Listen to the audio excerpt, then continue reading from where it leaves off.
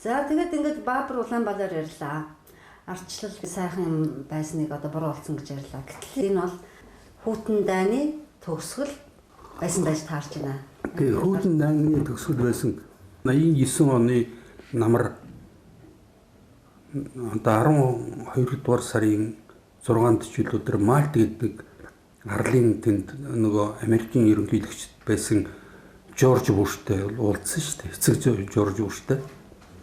Тэгэхэд бол одоо чинь яг тэрний тэр хэлэлцэрийн явцад бол Горбачев чинь Хүйтэн дайны төгсгөл боллоо. Одоо ер нь хүндрэлтэн өөрийн одоо бомбын орн одоо бомбын ирнэр шилжлээ гэсэн иймэрхүү утгатай тийм мэдээлэлсэн шүү дээ. Ер нь бол тэгээ тэрнээс хойш бол үндсэндээ Хүйтэн дайны төгсгөл бол тэр Мальтын иргэний хажууд болсон нөгөө Максим Горки гэдэг нэртэй тийм Оросын хөлөг онгоцон дээр тэр Америкийн ерөнхийлөгч Жорж Буштай хэлэлцэр хийсэн.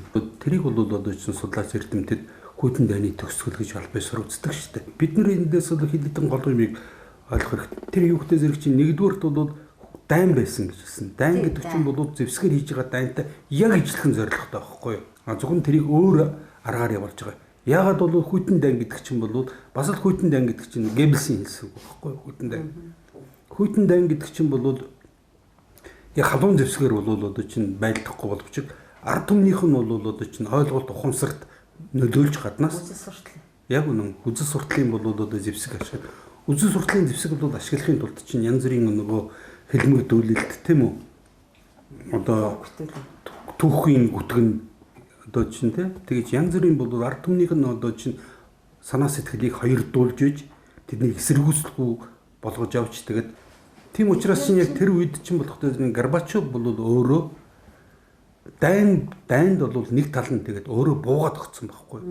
Тэгэхээр манай одоо чинь гинэн энэ улсуудын боддог шиг одоо социализм чинь өөрөө төгсгөлдөө хүрээд өөрөө бол одоо чинь аяндаа залгаад унтсан гэсэн огт тийм үг биш.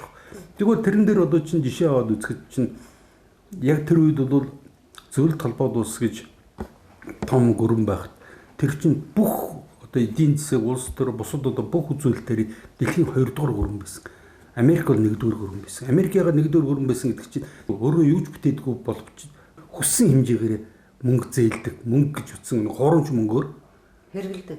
Бусад одоо жишээ нь бол юу гэдэг одоо чинь 3 дугаар ертөнцийн улсууд бид нар чинь бол 2 дугаар ертөнцийн улсууд байсан байхгүй да. Тэдний нэрлснээр тэд нар өөрсдийгөө болохоор 1-р ертөнцийн 2 дугаар ертөнцийн чинь социалист одоо блокийн улсууд 3 гэдэг чинь бол одоо Латин Америк төр зүүн өмнөд Азийн тэр бол одоо насан туршдаа болж байгаа колоничлуулж байсан. Тийм байсан. Тэгэд бол гол нь тэр Хүйтэн дайны дараа чинь одоо ч гэсэн бол бид нэр жил бүхэн бол аюул том арга хэмжээ болдог. Хүмүүсээ шагнадаг. Хүйтэн дайнд бол ялсан одон тэмдэгүүд медалиуд олон гаргасан шүү дээ. Тэд нар өөрснийгөө бол одоо чинь Хүйтэн дайнд ялсан гэж. Тэгэхээр бид нар ялагдсан хамтдаа. Бид бол ялагдсан. Бид нар ялагдахтаа бол ялангуяа тэр Оросын коммунист намын тэр төв хоронд бол одоо байж исэн хэсэг ургагч нар тийм үү. Тэрнээс бол одоо чинь шалтгаалаад бусад орнуудад бас ургагч нар зөндөө гарч ирсэн. Тэгээд бол ялангуяа бол би энэ дээр нэг чухал зүйлийг бол хэлэхэд 1990 оны бол 3 сарын 8-нд төлөө тэнд чинь Оросын одоо зүгээс Оросын бас нэг дээд хэмжээний хүн ирсэн байхгүй. Тэрийг бол Александр Яковлев гэж хүн ирсэн. Манайд Сим ирсэн байхгүй. Симхэн ирсэн баг. Симхэн гэдэг чинь тухайн үеийн хэвлэлүүд юмнуудаар гарч исэн хэдий ч тэд нар яг ямар хүмүүстэй юу яригдсан гэдэг нь бол ямар болов шийдвэр хүрсэн гэдэг нь бол төдийлөн ягаагүй өнгөрсөн. Гэвч яг энэний чинь дараа болохдоо зэрэг чинь нөгөө Монгол Ардын Хувьсгалт намын урагч нар яг гарч ирсэн байхгүй. Тэр бол одоо Горбачевын талын хүн байсан. Горбачев ч 1985 оны хавар янз бүрийн махинацийн юугаар бол одоо чинь сонгогдлоо шүү дээ. Тэр чинь ганцхан хүний илүү саналаар сонгогдсон байхгүй юу? Тэгж гарч ирэнгүүтээ Горбачев чинь өөрийнхөө багийг бүрдүүлж гэлсэн байж байгаа. Гэхдээ тэрийг бол би ер нь зөвхөн тэр номнуудыг уншиж байгаад Горбачевт нөлөөлж исэн маш чухал юм нэгцэн. Горбачевын эхнэр бол маш их нөлөөлсөн байхгүй юу? Раиса Максимовна Горбачева гэж юусэн те. Яг жинхэнэ овг нь бол Титаренко байхгүй да тэр чинь Украин байхгүй да болно. Эхнэр тэр авгаа бол одоо чинь манайх одоо чинь Орос эхнэрүүдийг их одоо шуналтай гэж ярьдаг тийм үү? Өгөөх ер нь Оросуудын ялангуяа бол яг жинхэнэ Оросууд нь одоо ялангуяа Уралын нуранс нааш байж байгаа улсууд нь харьцангуй гайгүй шүү дээ. Ер нь хүн жирийн бидний шиг л улсууд байж байгаа. Украин гэдэг чинь бол нөгөө Австри Венгрийн одоо чинь эзэнт гүрний юунд чинь өчнөө 100 жил бол болцсон. Тэдний бол одоо чинь хүрийн бүр шиг юм олон юмнууд нэгдсэн. Эхнэрийнхэн талаас маш их нөлөөс. Горбачев ч бол эхнэрийнхэн бол нөгөө одоо юу гэдэг Оросоор подкаблучник гэдэг шүү дээ. Одоо чинь эхнэрийнхэн өсгийн дор амьдардаг тийм байсан байхгүй юу? Нэг хоёрдугаар бол 1900 одоо чинь дэлхийн хоёрдугаар дайны дундуур бол 1942 онд чинь одоо нөгөө Горбачевын одоо чинь яг эцэг эхийнхэн амьдрын суужсэн өөрийнх нь тэр амьдарч ирсэн тэр Ставрополийн одоо хязгаар гэж байгаа шүү дээ. Тэр бол Германы цэргүүдэд эзлэгдсэн байхгүй. Тэр одоо чинь тэр Крим одоо чинь тэр одоо Севастополь гэдэг хотууд бол Германы фашистууд эзлэгдсэн байсан. Тэр үед өөрийнх нь тэр одоо дуртгалаар байж байгаа шүү дээ. Тэд нар чинь Германы офицеруудад нэг дахиад зулмалж өгдөг байсан гэж тий. Тэгээд тэр цагаас хойш ихлүүлээд Горбачевыг ерөнхийдөө судлаач нар үзэхдээ тэр цагаас эхлүүлээд одоо чинь Германы талын юунд орсон байна. Германы чинь нуус албан нь бол Айзенс групп гэж тийм бол одоо чинь Германы бүр тийм Устрийн цагдаагийн тийм үү Гестапогийн бол бүрэлдэхүүнд байсан ийм бол юм. Тэр цагаас эхлүүлж орж ирээд Горбачевын ямар нэгэн бол одоо чинь одоо юу гэдгийг элдв нүглүүд тэдний хийжсэн тэр юунуудыг л одоо чинь баталгаажуулаад авчиад Горбачевыг дахиж ашигласан байна гэсэн. Тэр бол байх бүрэн үндэстэй байхгүй тэгвэл. 3 дугаар болохтой зэрэг чинь Горбачев маш их нөлөөсөн юм ихтэй зэрэг чинь одоо Монголд ирсэн тэр Александр Яковлев гэж шүү дээ. Тэр бол одоо 1972 оноос 1983 он хүртэл бол Канадад 10 жил бол элчин сайдаар ажиллаж ирсэн. Тийм. Өөрөө бол Америк судлаач 1958-аас 59 онд бол Америкийн Колумбийн их сургуульд судалгааны ажлыг мэргэжилд ажиллах тийм бол курст явж ирсэн. Гэхдээ тэр үед ч болохтой зэрэг чинь ялангуяа тэр нэг Дэвид юу гэж байгаа Дэвид Трумэн гэж бүр коммунизмын эсрэг үзлээрээ бүр алдартай тийм нөхөр байсан байхгүй. Тэр хүн бол Америкийн нөгөө нэг олон ургалж үзлийн онол гэж үүдэг шүү дээ. Тэрийг анх боловсруулсан тэр нөхөр байхгүй юу? Гол нь тэгээд тэр Яковлевийн тэр бүрэлдэхүүнд бол хамт Колумбийн их сургуулийн тэр мэргэжил ижид курсус сурж исэн тэр Калугин гэдэг нэг одоо чинь КГБ-ийн нэг генерал байгаа шүү дээ. Тэр дараа нь бол урвсан Америкт бол очсон байж байгаа шүү дээ. Энэ улсууд чинь бол яг тэр үеэс эхлүүлээд бэлтгэгдсэн байхгүй даа болно.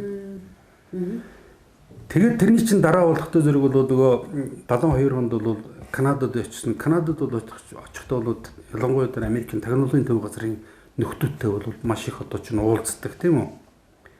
Ил талд бол олон цагаар бол тэднэртэй уулздаг. Тэднэртэй бол янз бүрийн Канадын одоо ялангуяа одоо нөгөө ерөнхий сайд байсан улсуудтай бол одоо чинь уулзч байна гэсэн маш олон мэдээллүүд тэр үеийн тэр одоо Андропов одоо тий Андропов ч бол одоо Брежневийн дараа гарч ирсэн тэр чинь одоо юу гэдэг КГБ-гийн дарга байсан шүү дээ. КГБ гэдэг чинь бол одоо нийгмийн авилаас хамгаалахын хороо гэж байсан. Тэрний дарга. Тэр үедээс намын ажилтан хүн цорын ганц удаа анх удаа тэр чинь бол тийм тусгай мэрэгжлийн байгууллагын дарга болсон байхгүй юу?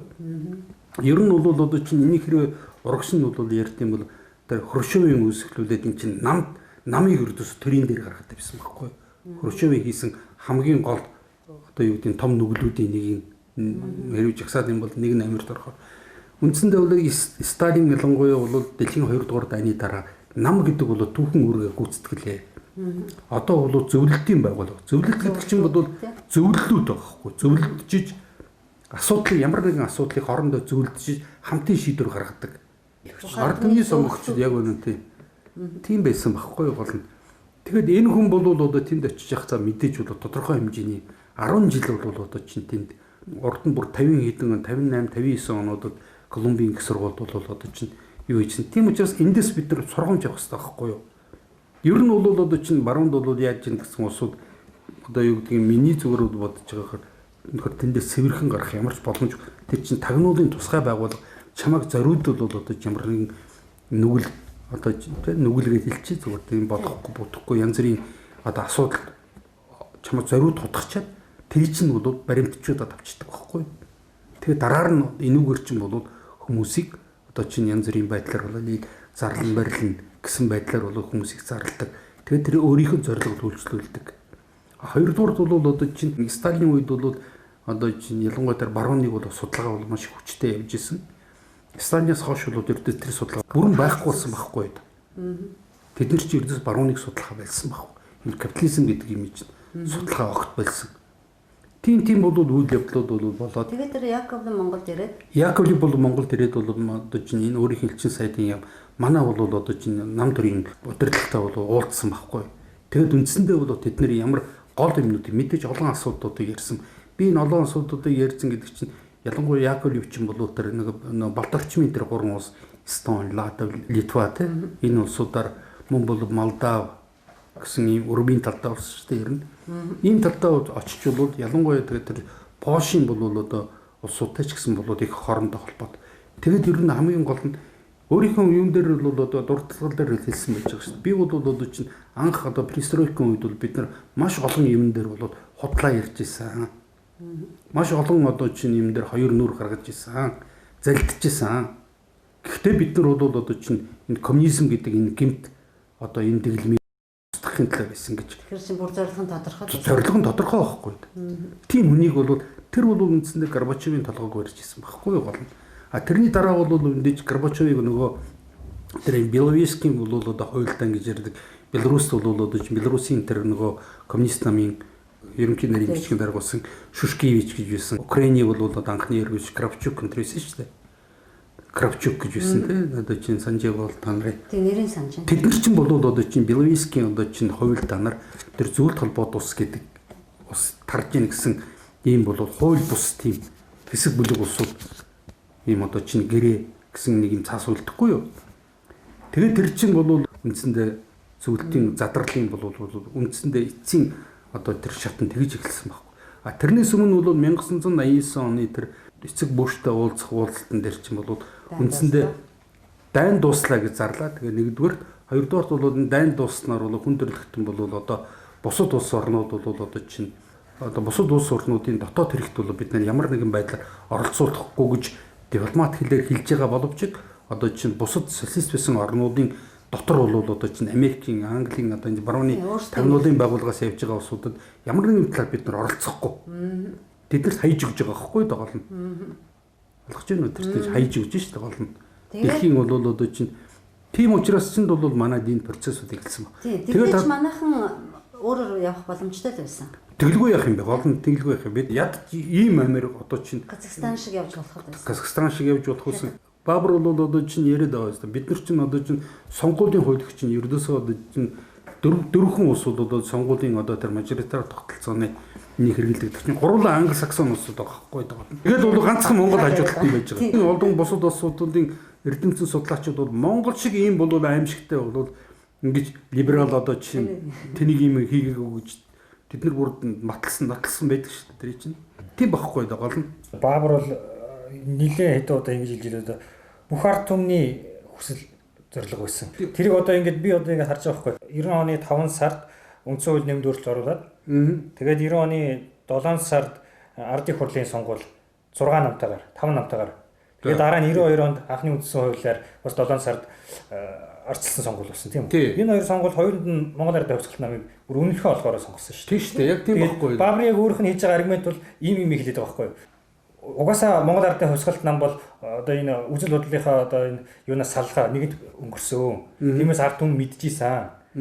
Энэ бол нэгэнт одоо шин зүйлийг ард түмэн бүгдөө хүсэж исэн гэж яриад байгаа. Гэсэн мэтлээ яагаад яг ингэж өөрсдөд нь ингэж эрх мэдлийг нь олгоод тэр хүсэж байгаа эрх чөлөөг нь олгоод хоёр удаа сонгуул хийж яхад яагаад хувьсгалт намыг хоёр удаа үлэмжлэх сонгосон. Тэгэхээр энэ бол ард түмний бол одоо яг үнэлгээчийн хүсэл байгаагүй байхгүй. Би гол нь хараа хэлж ирсэн. Одоо нэг юмыг бид нар ойлгох хэрэгтэй байхгүй. Одоо хүртэл бол тэр гэрчүүд нь бол амьд сэрүүн бол байсаар байтал ингэж иймхэн юмн дээр бол ингэж хотлоо борж байгаа хүн бол тэрний бичиж байгаа ярьж байгаа юм дээр хүн итгэж болох уу?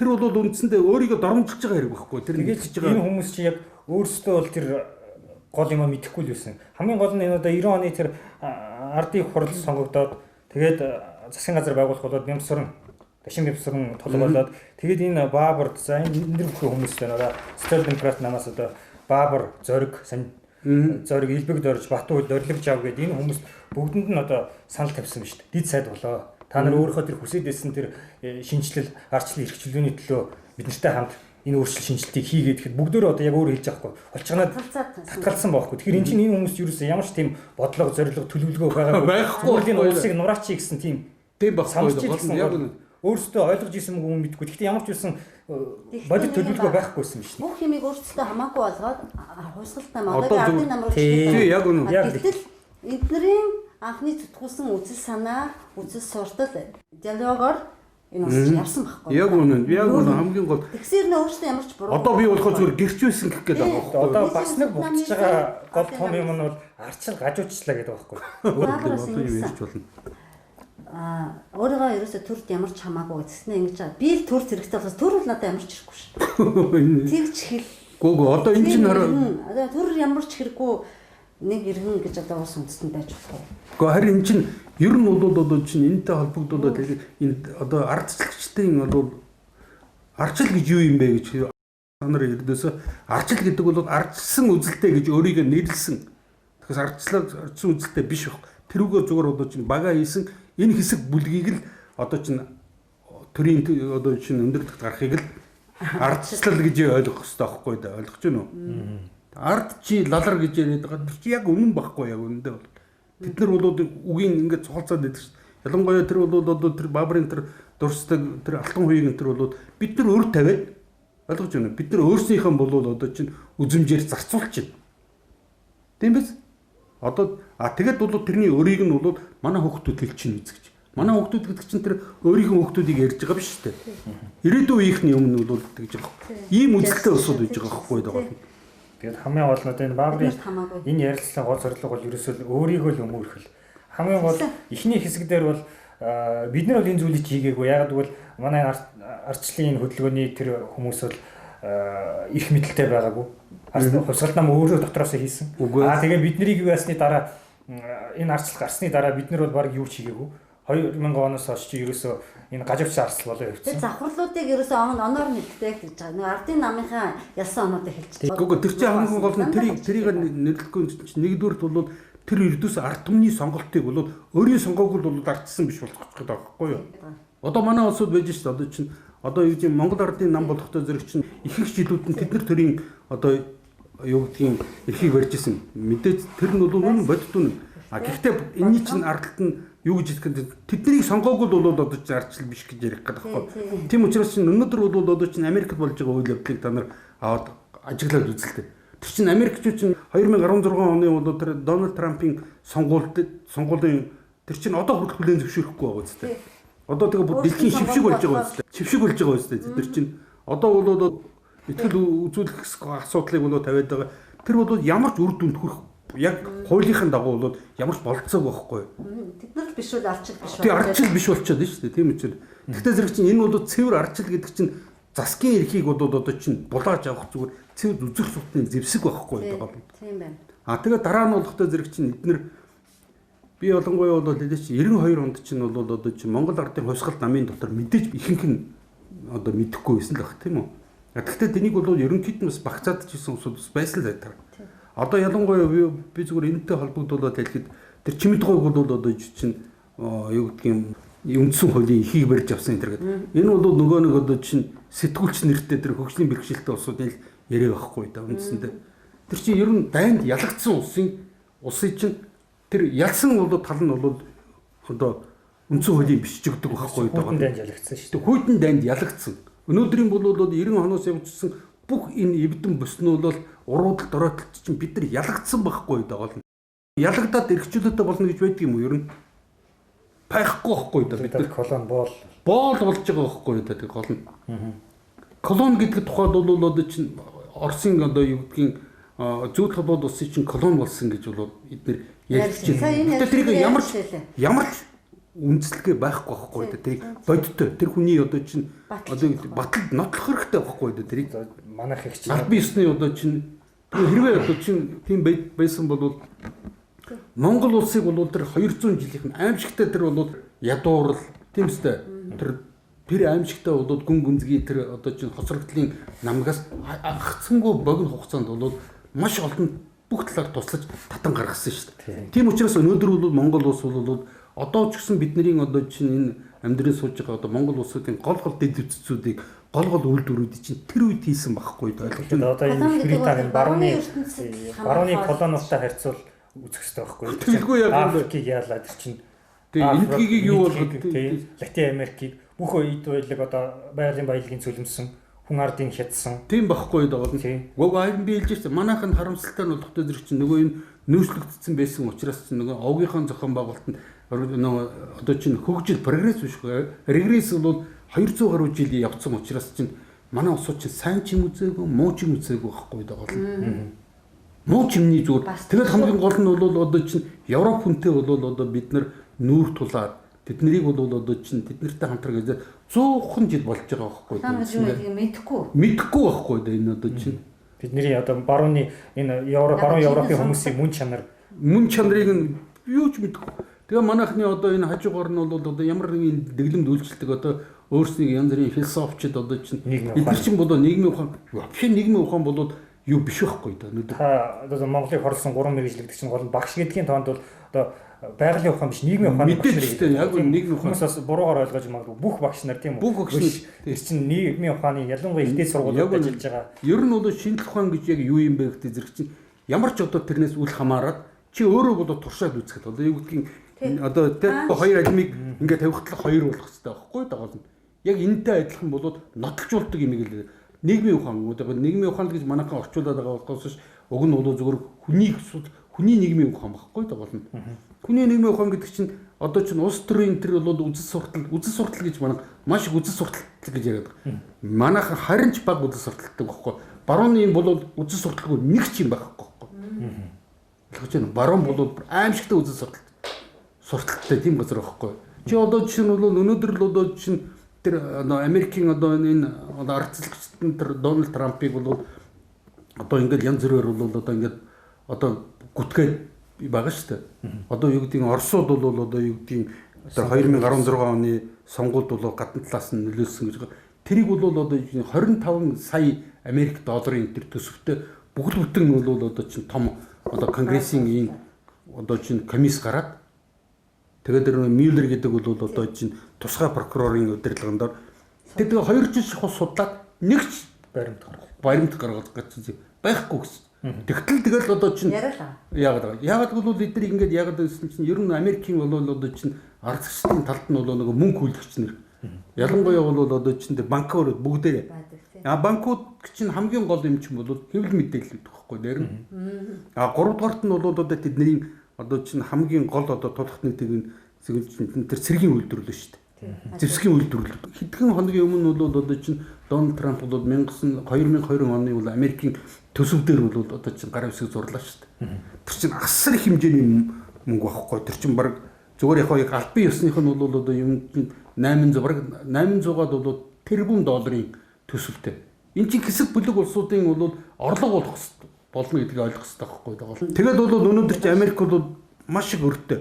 Өнөөдөр бол одоо Америкийн нэгдсэн улс чинь 23 их 80 долларын өртөө шүү дээ ойлгож байна. Одоо бол тэр өөрөө бол үйлч чадахгүй ямар ч бол одоо нөгөө том хэмжээний үндэсний хэмжээний том үйлдвэрүүд байхгүй. Яг бол тэр чинь нөгөө хувьд өгсөн учраас хувийнхан чинь миний хувийн өмчгээд одоо чинь аль ашигтай газар руугээд одоо чинь зүүн өмнөд газар бусад газар руу дөрүүлдрүүд аваад. Тэгээд Америкийн одоо иргэдэн болохтой зэрэг чинь зүгээр хооллоод байгаа байхгүй даа. Нийт эдийн засгийн нь одоо 100% гэх юм бол дотоод зөвхөн 20% тэнцвэрийг үл цэвэр одоо бодит бүтээгдэхүүн үйлдвэр юм шүү. Үлдсэн нь санхүүгийн янз үйлчлэл. Яг цэвэр үйлчлэгэн дээр тогтсон. Бодит юм үйлдвэрлэгээ нэгэнт байцсан. Тэр үйлчлэгээ байхгүй болгоход ямар ч тийм өөрчлөгдөхгүй байхгүй даа болно.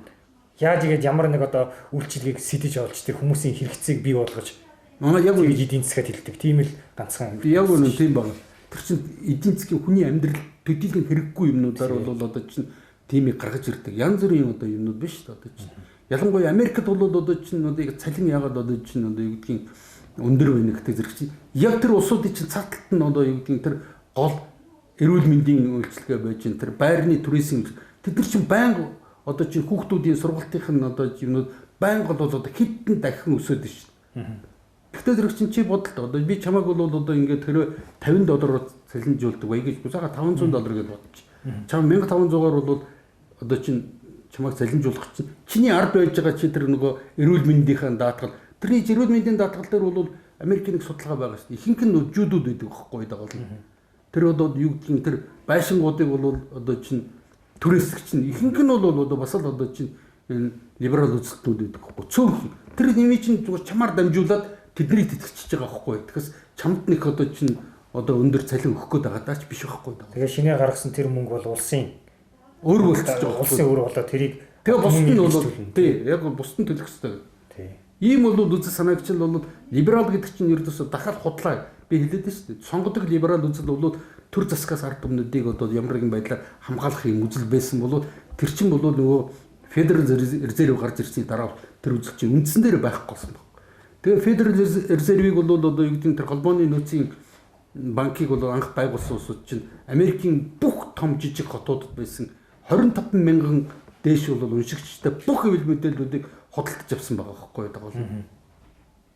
Тэд тэр бүрэн хяналтаа тогтоож JP Morgan-аас. Тэгээ JP Morgan одоо чинь янз бүрийн одоо юу ч ердөөсөө тэд нар чинь өөртөө хоорондоо битсэн тийм болоод циркулярууд байдаг байхгүй. Банкруудын дотор бол нууц одоо чинь банкны эзэнгүүд тийм дотор бол явж исэн тийм нууц загтлууд байгаа байхгүй. Тэрэн дээр бичсэн болж 25 мянган бас дээш уншигчтай бүх одоо чинь тэр чинь Америкийн юугаар аваад үзсэн бол жижигхэн сумын хэвлэлээс томхон сумын хэвлэлүүдээс дээш бүх хэвлэлүүдийг худалдаж авч. Тэгээд тэд нар чинь дандаа ингэ тарих угаасан. Тэм учраас тэдний одоо тарих чинь олон зуун жил хуваагдсан учраас одоо тэр барагтай юмнуудыг ойлгох чадваргүй болчиход байгаа байхгүй. Үнэхээр бол аймаар идэв. Тэгээд 90 оноос хойш та нар бол харж байгаа одоо тэр ялангуяа тэр сэтгүүлч нэртэй бол үнэхээр бол оюуны хөгжлийн бэрхшээлтэй улсууд байгаа үстэй. Тэр чинь сургууль ямар нэгэн одоо чинь юм сургахгүй шүү дээ. Тэр чинь мэдэхгүй байхгүй. А гэсэн хэрнээ бол одоо чинь танаад чинь манаад чинь бүх айлын гэр бүлийн амиртанд телевизэр дээр гараа суучиж байгаа үстэй. Тэгээ биднэрт бол одоо чинь яаж амьдрахыг тэдний өөр заагаад юу ч мэдэхгүй. Нэг ч хэлтэй хүн байхгүй байгаа мэдэгддэг шүү дээ. Одоо чинь ганц толгой гэж нэг хөгшнийг удаад авч авч яриулаадаг гол нь чинь тэд нар чинь өөрснөө уншаад ойлгох чинь чадваргүй байгаа байхгүй юу? Тий өөртөө ойлгож байна. Тийм чадваргүй байгаа байхгүй гол нь. Тийм тэгээд одоо улсууд чинь тэгээд одоо чинь юмар яриулаад байдаг. Тэгээд одоо чинь ганц толгой юм ярихтай зэрэг бол яагаад вэ? Гэхдээ тэр хүн бол одоо чинь үнэн юм ярьдаг л да. Гэхдээ тэр хүний ойлгохгүй байгаа юмнууд нь маш их байгаа байхгүй юу үндсэндээ. Мэдэхгүй юмнууд маш их байгаа байхгүй ганц толгой бол. Би ч гэсэн ганц толгойг бол бас гайгүй юм ярьдаг. Ялангуяа тэр сүүлийн үед бол яригдаад байгаа тэр юмнуудын учрыг бол сайн мэдэхгүй юм байхгүй. Тэр чинь босоод одоо чинь социалист Монголын үед л боловсрол мэдлэг эзэмшсэн хэлтэй болсон юм байна шүү дээ. Тэгэхээс одоо юу гэдгийг тэр эрхчлөөдсөн тийм билзээ. Эрхчлөөтэй илжих шиг болсон тийм бол одоо чинь хүмүүс одоогийн өнөөгийн хүмүүс шал ондоо хүн байхгүй. Одоо гантулгагүйгаас ядаж зүгээр олон улсынхаа мэдэн дээр л гантулгагүйг давсан хүн 30 жилийн дотор гарч ирээгүй гэхээр одоо бас мөрөлмөр байхгүй дээ тийм. Одоо улсын сэтгүүлчид төр засаг улс хоёрооч ялгахгүй шүү дээ тэр монголчууд. Би олон удаа хэлээд байгаа шүү дээ. Төр засаг гэдэг бол тодорхой одоо чинь сонгуулаар сонгогддог. Эсвэл хэсэг бүлэг улсуудаас одоо чинь томилогддог тийм үү? Энэ бол улсуудын засаглалыг хэлээд байгаа байхгүй төр засаг. Тэр засаглал нь болохтой зэрэг чинь тодорхой хуулийн дагуу өөрсдөө тогтоодог хууль санаачилж мөн урд нь бол Монголын ард түмний хүлээн авсан тэр хуулийн хүрээнд тодорхой цаг хугацааны хүрээнд ард түмнийг төлөөлдөг тийм ажил хийдэг улсуудыг л төр засаг гэдэг байна шүү дээ. Одоо манай төр засаг гэж бол яриад хамгийн гол юмыг ярихаа байсан байхгүй. Хамгийн төр засаг чинь ард түмэн гэж бол баг ярихаа байсан. Улс гэж бүр ярихаа байсан байхгүй. Хөтгөл хамгийн гол одоо чинь юу гэдгийг юм ярихгүй шүү дээ. Бид нар ч улс гэж ярих хэрэгтэй байхгүй гол нь. Би хэлээд шүү 1990 оны тэр бол төрийн эргэлтээр чи хамгийн гол нь бидний чинь улсынхын хувьд устгацсан байхгүй л гол нь. Тийм байна. Тийм. Ойлгож байна уу? Улсынхын хувьд устгацсан. Бүх улс гэдэг үгтэй юмнуудыг сулсан. Бүгдийн төв номын сан, улсын их сургууль, улсын гэдэг юм бүр байхгүйсэн. Улсгүйгээр тэгээд ярих гэдэг гол нь. Харин тийм. Улс гэдэг чинь ердөөсөө тэр төр засаг гэдэг дээр төр засаг гэдэг чинь ард түмний бол чухал баг хэсэг нь. Тэгэхээр төр засаг дээр гэдэг чинь тэр хүмүүс байна. Тэр хүмүүс дээр бол одоо төрийн байгууллагт хэрэгцээтэй тэр одоо чинь цагдаа, шүүх, прокурор тэгээд одоо чинь хорих газрууд тийм үү. тэгээд өшөө хууль дүрмийн бүх эмхэтгэлүүд тэ эдгээр чинь бол орж иж сая тэр чинь төр болж байгаа байхгүй даа төр засаг. А ус гэдэг зэрэг чинь ард түмэн тэднийг томилдог тийм үү? Ард түмэн газар нутаг. Тэднийг бол сонгож гаргаж ирдэг. Тэр ард түмний төлөөлөл болж төлөөлөл болсон хурлаас томилогддог. Тийм учраас ард түмэн энэ хоёр төр засаг хоёр нийлээд тэгэд тэр одоо чинь өөрийнх нь нутаг дэвсгэр тэр эдийн засгийн тэр нэг түүхтэй нэг газар нутаг дээр амьдардаг эдийн засгийн нэг орчинд байдаг ийм улсуудыг чинь улс гэдэг байгаа шүү дээ. Тэгэхгүй одоо хүртэл Монгол хэлэнд маш олон юмнууд байж шээ. Одоо чинь зарим улсууд нам хэрэггүйгээд яваад байгаа. Тэгэхээр мэдээж тэр улсуудын одоо чинь чухал юу гэж бодоод нам хэрэггүйгээд байгаа. Бүх үгийг буруу орчуулсан байхгүй да. Парти гэсэн чинь юу гэсэн үг лээ? Англиар нь юу гэсэн үг? Хэсэг. Оросоор юу гэсэн үг? Бас л хэсэг гэсэн үг байхгүй юу? Хэсэг гэсэн. А тэгсэн чинь тэрийг нам гэдээ орчуулсан яваад байгаа байхгүй. Их дээр үдлэгж орчуулсан байгаа. Гүг харин дээ одоо чинь одоо юу гэдгийг тэр 20-д оны тэр үед нь хүмүүс юм орчих мэдэхгүй учраас тэгэл хэлбэлцлээ. Энэ дээр би яг бац сая одоо нөгөө Англи чинь нөгөө нэг Европын албанаас гарахад Brexit гэдэг хөдөлгөөн болсон шүү дээ. Тэнгүүд нөгөө яг хэсэг гэдэг чинь батлаж Brexit гэдэг намтаа болчихж байгаа байхгүй юу? Тийм, Brexit гэдэг чинь зүгээр нэг хэсэг. Тэгэхээр чи энэ чинь нэг юм бүлэг. Тийм одоо бүлэг хэсэг гэхэд манайхны зүгээр одоо чинь бүлгэн байхгүй да монголоор бол бүлгэн гэж анх явдаг байсан. Бүлгэн тийм үстэй бүлгэн баг. Улс төрийн бүлгэн байхгүй да. Тэр бүлгэн гэдэг чинь бодохтой зэрэг чинь хэсэг бүлэг улсууд л байхгүй да гол нь. Хэсэг бүх алсан биш байхгүй да гол нь ойлгож байна. Монгол ардын хувьсгалт намын одоо чинь бүлгэн тийм биз дээ Монгол ардын хувьсгалт нам гэж хэлсэн тэр чинь бүлгэн байгаа. Дараа нь бол яг нам болгосон. Энэ бол буруу байхгүй. Яг л Монгол хүний бол ой ухамсар дотор нам гэдэг үгийг сонсож байгаа, уншиж байгаа хүний дотор юм одоо чинь тодорхой одоо чинь тийм юу буухгүй байгаа байхгүй ойлголт. Нам гэдэг ойлголт. Яг тэрнтэй ижилхэн бол одоо юу гэдгийг одоо юу гэж олон нийтийн байгууллагууд чинь намаас ердөөсөө ялгагдах юм байхгүй. Нэг статустай байхгүй. Тийм.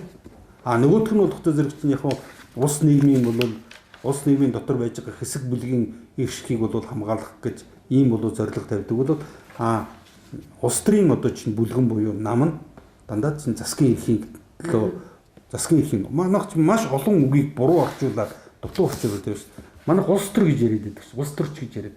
Улс төрч гэдэг чинь ердөөсөө ямар ч одоо чинь миний бодлоор болохдоо ямар ч тийм утгагүй юм баг. Улс төрийн чинь бодлого байхгүй. Хамгийн гол үгийнх нь тэг политика гэдэг чинь бол англиар бол политик тийм үү? Оросоор политика гэдэг үгний хамгийн гол нөгөө бодлого нь байхгүй да гол нь. Политика гэсэн чинь полис гэж бол одоо чинь тэр тодорхой одоо чинь улсыг одоо чинь тэрхэн үеийн хот улсын дотор бол явуулж исэн тэр төр засгийнхын зүгээс явуулж исэн бодлогыг хэлж исэн байхгүй бодлогыг. Тэгэхээр чинь дандаа ийм бол манайх чинь одоо буруу орчуулдаг, буруу ярьдаг, тэгээ бүх буруу ойлгодог. Энэ бол өстой өрөвдмөр байдал бүрэлдэжээд байгаа байхгүй юу?